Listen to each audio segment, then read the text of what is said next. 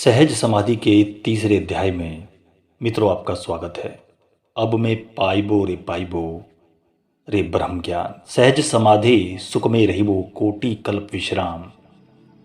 गुरु कृपाल कृपा जब किन्हीं हृदय कवल विगासा भागा भरम दसो दिशीसु या परम ज्योति प्रकाशा।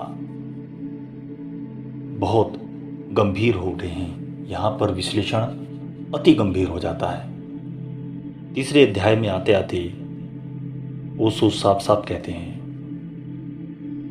गुरु के ऊपर आखिरकार किस तरह से श्रद्धा हो, ऐसी कौन सी कसौटी है जो एक शिष्य अपने गुरु पर उस तरह की श्रद्धा को रखे कि सच में ही परमात्मा तक जाने का जो द्वार है वो प्राप्त होगा। ये बड़ी विकट समस्या है। यहीं से आगे बढ़ते हैं। याद रहे संदेह तो मन के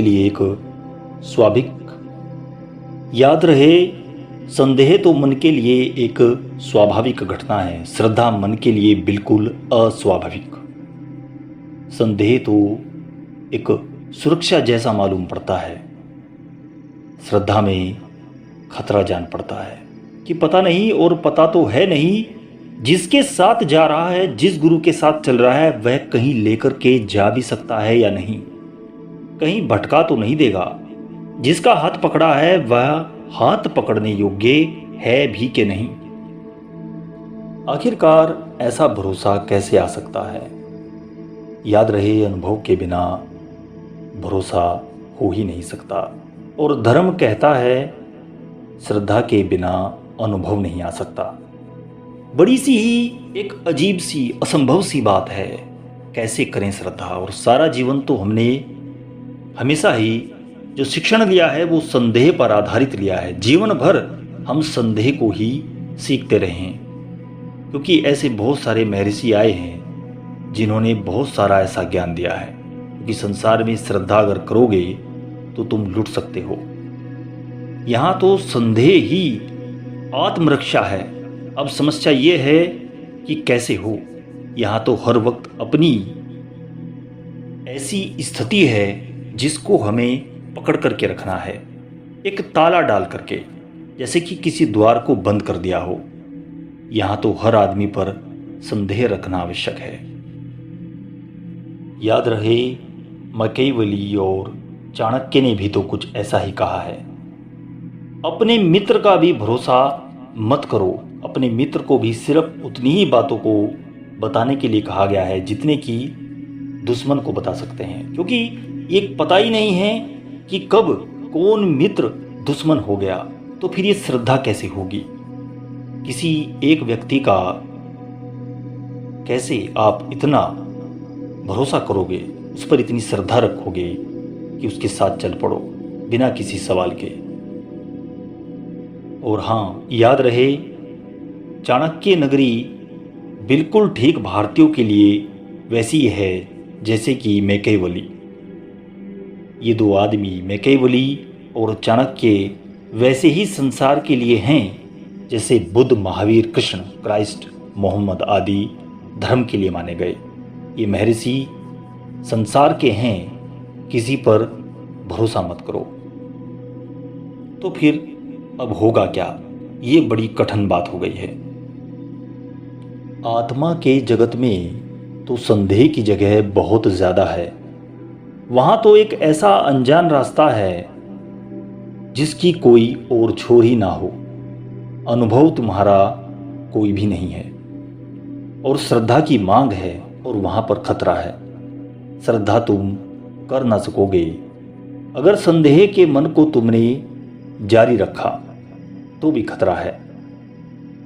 इसलिए श्रद्धा केवल वे ही लोग कर सकते हैं जो अति दुस्साहसी होते हैं। साहसी भी नहीं कहता, अति दुस्साहसी कहूँगा तो ही सही रहेगा। जिन्होंने जीवन का सब राग रंग देख लिया, संदेह भी करके देख लिया और चालाकी भी करके देख ली, पाया कि हाथ में केवल और केवल राख है, इसके अलावा कुछ ना मिला। उन्होंने बेईमानी भी की, चोरी भी की, हर तरह का किया, लेकिन कुछ ना मिला राख के अलावा। जिनके जीवन का विषाद गहन हो गया और जिन्होंने संदेह की असमर्थता भी देखी है और अब तो तैयार हैं कि श्रद्धा में छलांग वो लगा सकते हैं, वो तैयार हैं। श्रद्धा तो अंधी है। संदेही व्यक्ति को श्रद्धा अंधी दिखाई पड़ती है। जो कूदने को तैयार है, जो इस बात के लिए राजी है कि ज़्यादा से ज़्यादा मर ही तो जाएंगे, तो जीवन भी देख लिया, मौत के सिवाय कुछ ना मिला। ज़्यादा से ज़्यादा श्रद्धा करके क्या होगा, मिट ही तो जाऊंगा। तो जिंदगी देख ली, वहाँ मिटने के सिवाय कुछ और न हुआ। बहुत जन्मों से मिट मिट करके देखा है, अब तो परिपक्व हो जाओ। जो कहता है मिट जाएंगे, ठीक है, अब अंधे होने की तैयारी है। अब आंख से चलकर तो हमने देखा है, कहीं ना पहुंचे। अब आंख बंद करके भी चलकर के देखो, शायद वो स्थिति में हम पहुंचें जहां पहुंचना हम चाहते हैं। जो आंख बंद करके चलने को तैयार होता है, उसकी भीतर की आंख तत्क्षण खुल जाती है। ये बड़े मजे की बात होती है। श्रद्धा संदेह से देखने जाने पर अंधी है और अनुभव से देखी जाने पर उससे बड़ी कोई आंख नहीं। वह दृष्टि है, लेकिन वह उसी को मिलेगी जो छलांग लगाएगा। तुम्हारी दशा वैसी है कि तुम नदी के तट पर खड़े हो और मैं तुमसे कहता हूं कि आओ और पानी में अंदर जाओ, तैरना सीख लो। तुम कहते हो पहले हम तैरना सीख लेंगे, पानी का क्या पता, खतरा हो, जान चली जाए। बात आपकी सही है, लेकिन हम पहले तैरना सीखें तब पानी में उतरेंगे। बात तुम्हारी एकदम सही है, क्योंकि खतरा पानी में उतरने का तभी लेना चाहिए जब तैरना आता है। संदेह का शास्त्र यही कहता है कि पहले सीखो, समझ लो, फिर उतरो। लेकिन तुम तैरना सीखोगे कैसे अगर तुम पानी में उतरने को राजी ही नहीं? तुम्हें पानी में उतरना ही पड़ेगा। बिना पानी में उतरे कैसे आखिरकार तुम तैरना सीख सकते हो? क्योंकि तैरना पानी में उतरने से ही होगा। ठीक है, धीरे धीरे उतरो, धीरे धीरे आहिस्ता चलो, उतरो, संभाल कर कदम रखो, पर उतरो। पानी में तुम उतर गए, तैरना सीखने में बहुत कठिनाई बिल्कुल नहीं होगी। बात बहुत ही नॉर्मल लगती है पर बहुत गहन है। वस्तुतः गुरु कुछ ज़्यादा नहीं सिखाता। तुम में साहस हो तो गुरु की शिक्षा बहुत थोड़ी है। वह तुम्हें तैरना सिखा देता है। तैरना तो सभी को आता है, यह तुम जानकर चकित हो जाओगे। तैरना सभी को आता है। तुमने तो बस एक संभावना की परीक्षा दी है। तैरना तो सभी को आता है, सीखना नहीं है, सिर्फ स्मरण करना है। पानी में उतरकर तुम हाथ पैर फेंकना सीख ही जाते हो, वह तैरना है। थोड़ा अकुशल, 2-4 दिन में कुशलता आ जाती है। पहले दिन तुमने हाथ फेंके थे, उस हाथ फेंकने में, और आखिरी दिन जिस दिन तुम कुशल तैराक हो जाओगे, हाथ फेंकने में तुम्हारे फर्क आ जाएगा, डिफरेंस तुम्हें मालूम होगा। थोड़ा व्यवस्था का बस फर्क आ जाता है, और ऐसा कोई बहुत ज़्यादा डिफरेंस नहीं है, ऐसा कोई बहुत ज़्यादा गहराव नहीं है, बहुत थोड़ी आस्था का फ़र्क है। पहले दिन आस्था ना थी, घबराहट में फेंके थे। अब तुम आस्थावान हो, जानते हो कि तुम जानते हो वो कर लोगे, कोई खतरा नहीं। पानी कितना ही गहरा हो, तैरने वाले को क्या फ़र्क पड़ेगा? पानी 10 गज गहरा है कि 10 मील गहरा, कोई फ़र्क नहीं आएगा। एक बार कला आ जाती है तो फिर आस्था गहन हो जाती है। अब वह जानता है कि मैं डूबूंगा नहीं। ये एक बहुत ही अलग सी मज़े की बात है कि आदमी जिंदा आदमी हो, तैरना ना जानता हो तो डूबकर मर जाता है, लेकिन जब मर जाता है तो पानी के ऊपर आकर तैरने लगता है। मुर्दे भी जानते हैं कि कैसे तैरना है, और जिंदा आदमी डूब जाता है। मुर्दों को कोई कला आती है। मुर्दे का जो संदेह है वो हमेशा के लिए समाप्त हो जाता है। मुर्दे की घबराहट मिट गई। मुर्दा और क्या होगा? जो होना था हो चुका। अब यह नदी भी क्या करेगी? अब यह सागर भी क्या मिटना, खत्म हो गया। तत्क्षण नदी उसे ऊपर उठा देगी, क्योंकि तुम्हारे शरीर में इतनी वायु है कि तुम पानी में भी, लेकिन तुम्हें सिर्फ स्मरण नहीं है, तुम पानी से हल्के हो क्योंकि तुम्हारे रोए रोए में वायु भरी है। तुम एक गुब्बारे की तरह हो जो पानी में तिर जाते हो बिना हाथ पैर फड़फड़ाए। वस्तुतः जो लोग डूबते हैं वे तैरना न जानने की वजह से नहीं, ज़रूरत से ज़्यादा हाथ पैर फड़फड़ा देते हैं, उसी में डुबकी खा जाते हैं। पानी मुंह में भर जाता है, श्वास अवरुद्ध हो जाती है, रुक जाती है, प्राण निकल जाते हैं। हर एक तैरना जानकर ही पैदा हुआ है। याद रखिए, हर एक व्यक्ति जिसको ये लगता है कि वो तैरना नहीं जानता, लेकिन वो ये जानता है, बस उसको स्मरण नहीं रहता। वही तो स्मरण होता है श्रद्धा के बाद। यह जो मैं तुमसे कहा है इसलिए कि ध्यान को तुम जानते हुए ही पैदा हुए। समाधि तुम्हारा स्वभाव है, सिर्फ स्मरण। थोड़ी श्रद्धा करो और जो समाधि के सागर में तुम्हें बुला रहा है उसके पास जाओ। छोड़ो संदेह, बहुत दिन तक किनारे और संदेह से बंधे रहे। उतरो पानी में, उतरते ही श्रद्धा बढ़ेगी, लेकिन उतरने के पहले भी श्रद्धा चाहिए। फिर श्रद्धा प्रगाढ़ होगी, मजबूत होगी। एक घड़ी आती है तुम हंसोगे और तुम कहोगे यह तो बिना गुरु के भी हो सकता था। मित्रों, श्रद्धा भीतर जन्म ले जाए तो गुरु की कृपा तो सदा मौजूद रहेगी। कृपा और श्रद्धा का मिलन हो जाए तो क्रांति की चिंगारी भी पैदा होगी, असंभव क्रांति भी घटेगी। इसलिए मैं असंभव कहता हूँ, यह मत समझना कि संभव नहीं है। असंभव कहता हूँ कि सिर्फ इसलिए ये बहुत ही दूभर है, अति कठिन है, करीब करीब ये असंभव ही है। घटती तो है, असंभव भी घटता है, असंभव भी एक दिन संभव हो जाता है।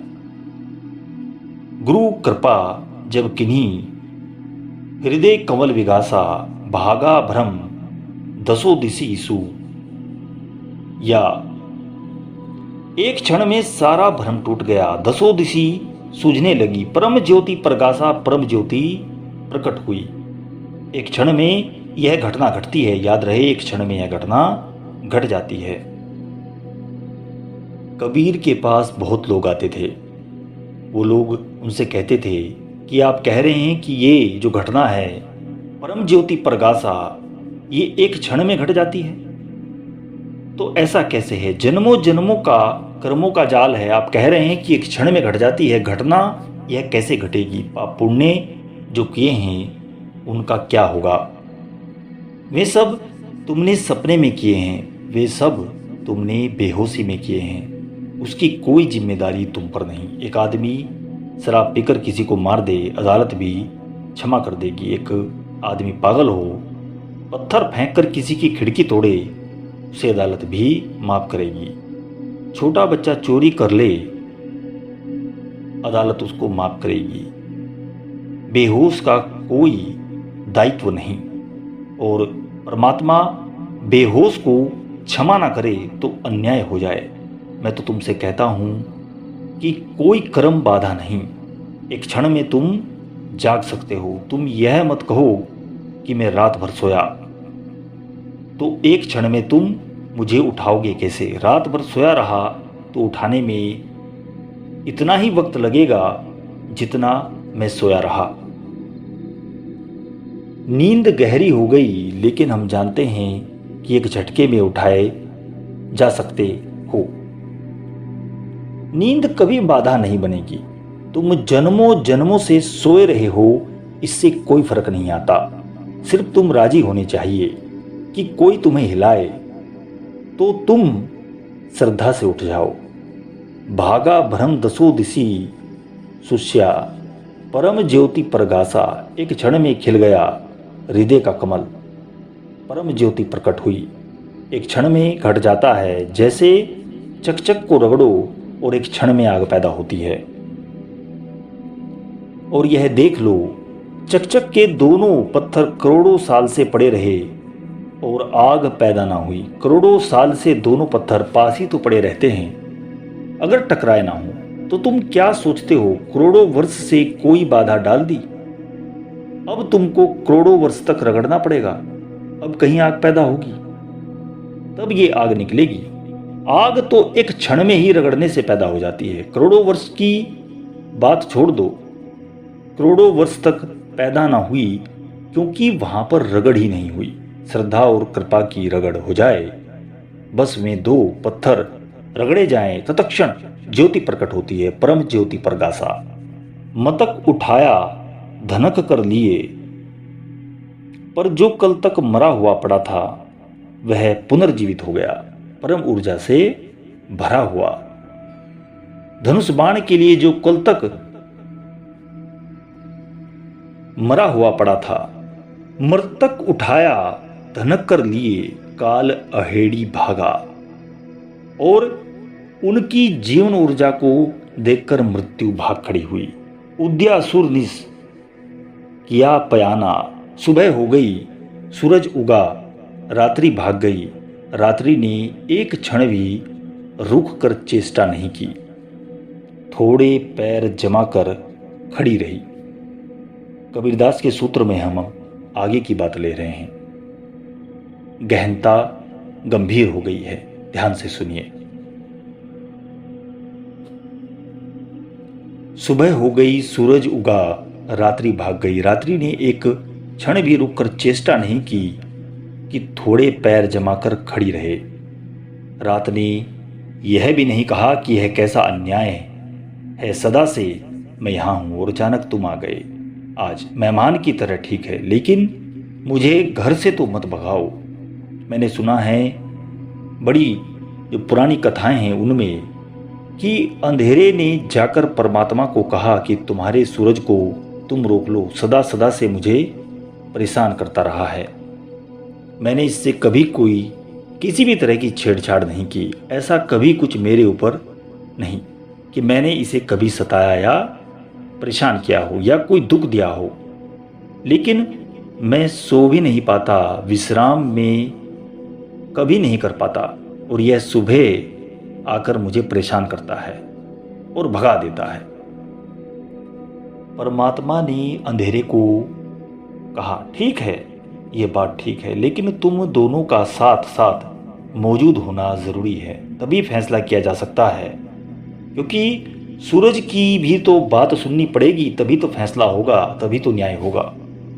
वह क्या कहता है, रात की सुन ली, अंधेरे की सुन ली, सूरज की भी सुननी पड़ेगी। कहते हैं इस बात को कई कल्प महाकल्प बीते। अंधेरा अब तक सूरज को लेकर अदालत में पहुंच ही नहीं पाया, क्योंकि यह तो हो ही नहीं सकता, ये दोनों साथ नहीं हो सकते, इसलिए फैसला अभी तक नहीं हुआ। फाइल वहीं पड़ी हुई है, अधूरी है। आखिरकार इस पर परमात्मा निर्णय कैसे देंगे? सूरज से भी तो पूछना पड़ेगा। लेकिन एक अफवाह थी कि सूरज ने भी कभी एकांत में पूछा, अदालत में मुकदमा है, कभी ना कभी मौजूद होना ही पड़ेगा। लेकिन मैं तुमसे निजी एकांत में पूछता हूँ कि क्यों अंधेरे के पीछे पड़े हो, क्यों परेशान करते हो? सूरज ने कहा, कौन अंधेरा? मैं तो जानता भी नहीं, मेरा कभी मिलना ही नहीं हुआ, मेरी पहचान ही नहीं। किस अंधेरे की बात कर रहे हैं? मैंने कभी अंधेरे को देखा ही नहीं, सब जगह घुमाया हूँ, अंधेरे से मेरी कोई भी कभी भी कोई भेंट नहीं हुई। अगर आपकी कोई ऐसी भेंट हो जाए तो कृपया करके मुझे मिलाइए। परमात्मा भी वह नहीं कह सकता। कहते हैं परमात्मा सभी कुछ कर सकता है, लेकिन यह नहीं कर सकता। कहते हैं वह सर्वशक्तिशाली है। शक की बात है, यह तो नहीं कर सकता कि अंधेरे को सूरज के सामने खड़ा कर दे। कौन करेगा? अंधेरा सूरज का अभाव है, तो भाव है और भाव एक साथ तो नहीं हो सकते। अभाव और भाव एक साथ कैसे हो सकते हैं? मैं यहां हूं या नहीं, दोनों तो एक साथ नहीं हो सकता। या हूं या नहीं हूं, दोनों एक साथ कैसे होंगे? अंधेरा सूरज का अभाव है, गैर मौजूदगी, अब्सेंस है, अनुपस्थिति है। तो सूरज की मौजूदगी है और सूरज की गैर मौजूदगी दोनों तो साथ साथ नहीं हो सकते। जैसे ही भीतर का सूरज उगता है, वह जो अंधेरी रात थी जन्मों जन्मों की, वो एकदम से भाग जाती है। उदयासुर निशा किया पयाना, सोवत थे जब जागा। जब जागा की दिया गुरु ने, नींद टूटी सब अंधेरा, सब रात, सब पाप, सब पुण्य, सब कर्म जाल, ये सब जा चुके थे। दिशाएं अलग तरह की मालूम पड़ी।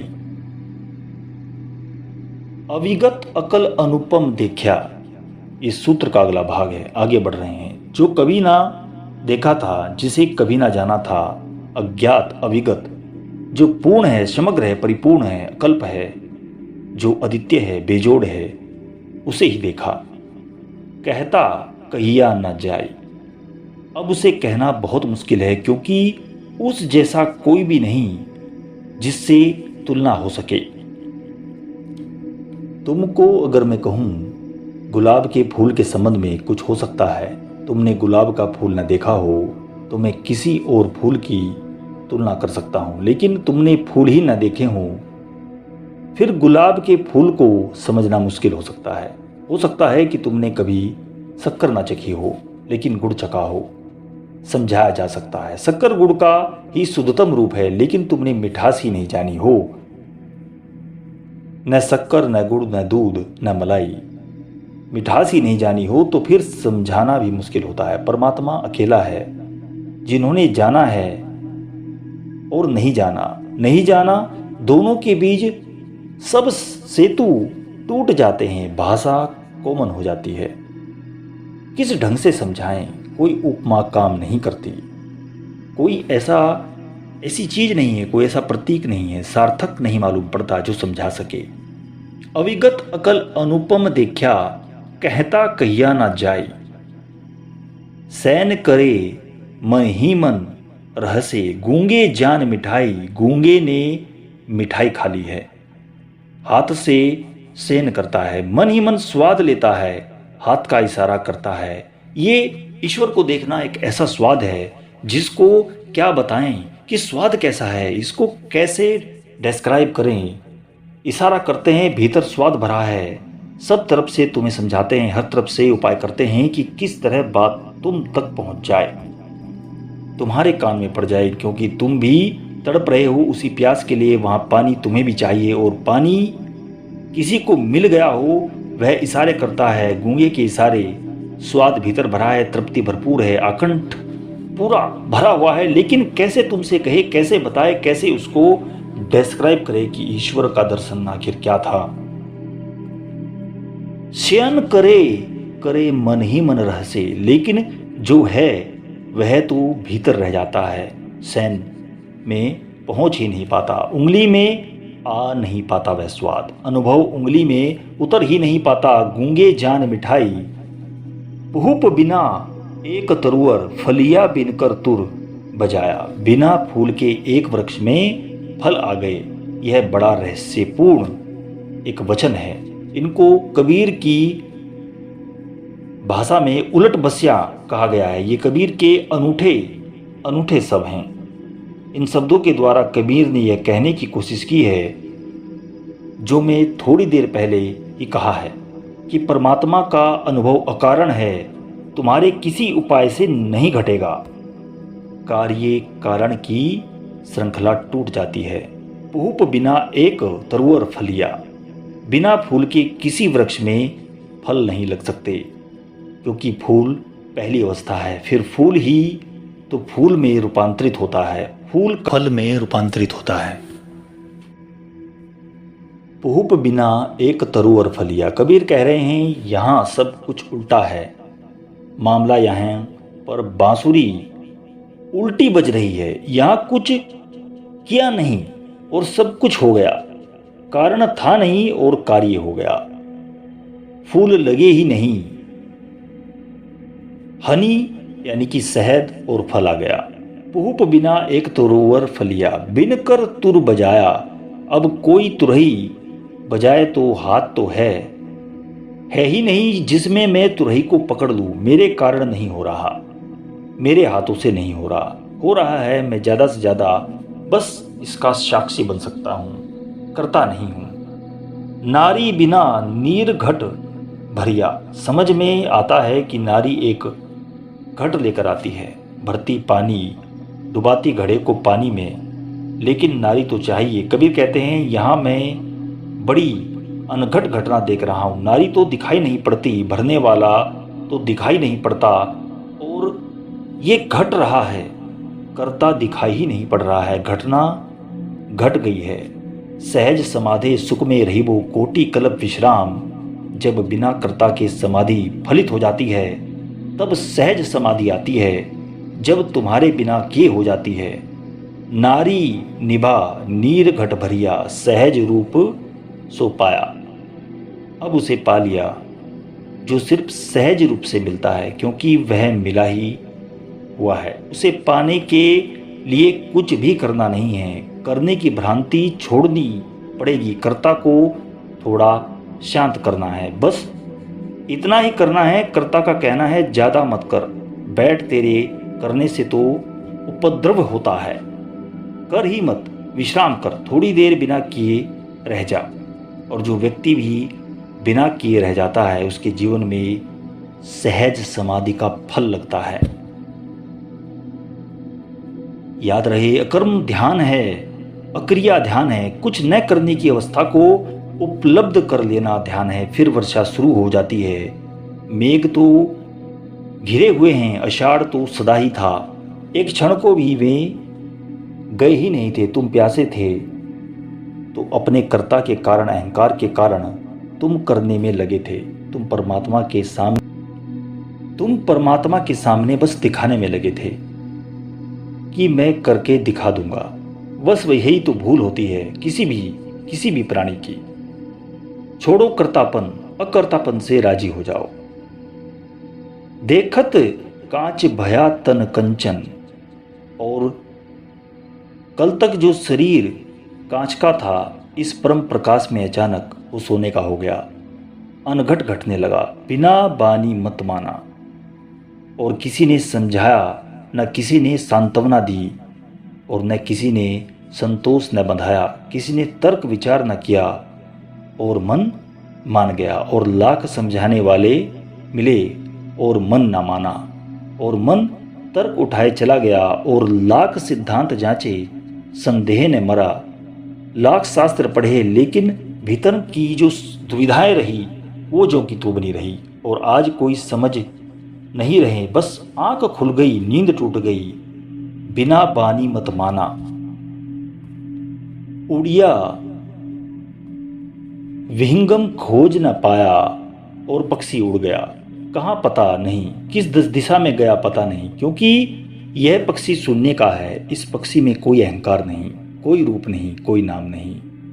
उड़िया विहंगम खोज न पाया, ज्यों जली जलही समाना। जैसे बूंद सागर में गिर गई और एक हो गई।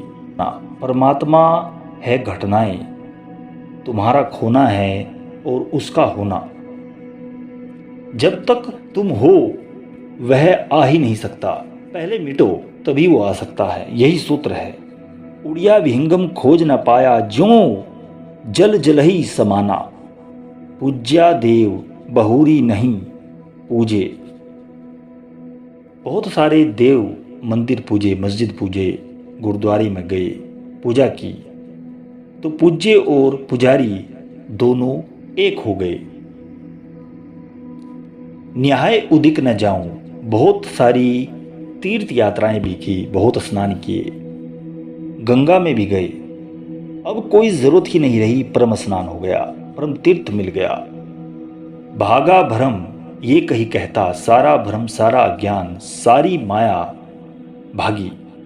यह कहते हुए आए बहुरी ना आऊं, बहुत आए हम तेरे पास, अब ना आएंगे। दोस्तों, ये बहुत ही गहन बातें चल रही हैं, इनको समझने का प्रयास करें। भागा, बुद्ध को ज्ञान हुआ। बुद्ध ने जो पहले वचन कहे वे ये थे। कहा, आपने अज्ञान से कहा, अपनी वासनाओं से कहा, अपनी वासना के मूल काम से, कि अब तू विश्राम कर सकता है, अब तुझे दोबारा आने की कोई आवश्यकता नहीं। तूने बहुत घर मेरे लिए बहुत बार बनाए।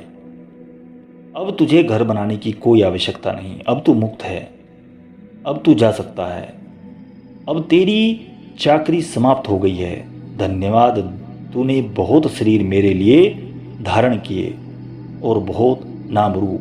अब कोई ज़रूरत ना रही। कबीर दूसरी तरफ से बस वही बात कह रहे हैं। भागा भ्रम ये कहीं कहता आए बहुरी ना आओ। खुद भ्रम भागने लगा दूर और कहता गया भागते भागते बहुत बार आए अब ना आऊंगा।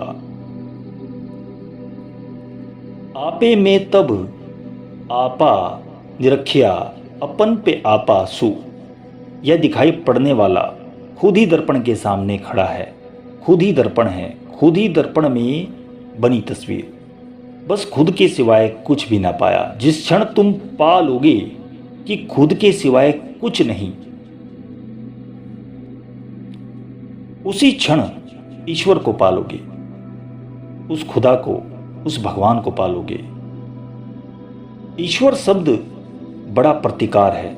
कबीर के इस वचन में उस ईश्वर की व्याख्या है, उस खुदा की, उस खुदा का, उस ईश्वर का, उस भगवान का। ईश्वर को इसी भांति पा लेना कि उसके सिवाय कुछ भी ना बचे। स्वयं को इतना जान लेना कि समग्रता में, कि उस स्वयं में समा जाए। आपे में तब आपा निरख्या अपन पे आपा सु। या आपे कहत सनत पुनि अपना, अब कोई दूसरा है ही नहीं। खुद रहे हैं, खुद ही सुन रहे हैं। सेन करे मन ही मन रहसे गूंगे जानी मिठाई। आपे कहत सुनत पुनि अपना अपन पे आपासु। या अपने परचे लागी तारी अपन पे आप समाना। कहे कबीर जो आप विचोर मिट गया, आना जाना सब खत्म, सब कुछ खत्म हो गया। याद रहे जिसने इस आप को पहचान लिया, इस आत्मा को, उसका आना जाना मिट गया। अपने परचे लागी तारी। तारी कबीर का बड़ा ही बहुत ही सुंदर शब्द है और बड़ा ही सूक्ष्म, बड़ा ही अर्थपूर्ण, बड़ा ही रहस्यपूर्ण।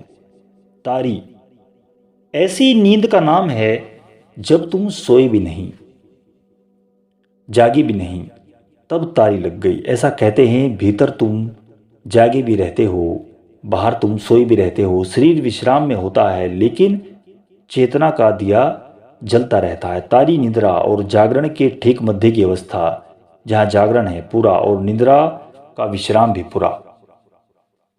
पतंजलि के योग सूत्रों में कहा गया है समाधि